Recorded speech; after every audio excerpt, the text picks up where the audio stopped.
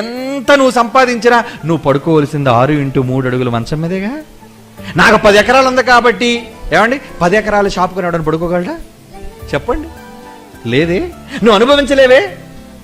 నీ దగ్గర డబ్బు బాగా ఉందని ఏదో బస్తా 1 కేజీ కన్నా మించిన బియ్యం నువ్వు తిని చూద్దాం, అంత అన్నం తింటే చాలు నీ కడుపు నిండిపోతుంది. వద్దు బాబోయ్ అనిపిస్తుంది నీకు, అంతేనా? అయిపోయింది. ఏంటి సుఖం? పెళ్ళి పెళ్ళి పెళ్ళి పెళ్ళి పెళ్ళి అన్నదరికి ఎంత పెళ్ళి అయిపోయిన తర్వాత ఏం తలపోటానండి బాబు, అయిపోయిందా?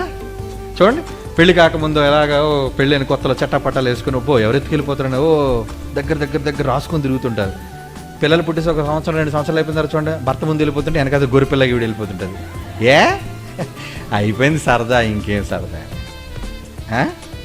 భూమి మీద ఉన్న మనిషి కక్కుర్తితో ఆశపడే ప్రతిదీ అంతే. బిర్యానీ బిర్యానీ బిర్యానీ అనుకో, తీసుకొచ్చి ఎంత కొండతో బిర్యానీ పెట్టి తిన అంతే తింటా, గప గప గప గప తినేస్తావు. ఆ తర్వాత రాత్రి నిద్ర పట్టదండి, ఎక్కువగా తినేసిన ప్రమాదమే. అంటే నీ ఆశ చాలా చిన్నది, నీ కోరిక చాలా సులువుగా తీరిపోద్ది. ఆ దిక్కుమాల 5 నిమిషాల సుఖం కోసం 10 నిమిషాల సుఖం కోసం మహాలోకాన్ని వద్దనుకుంటావా?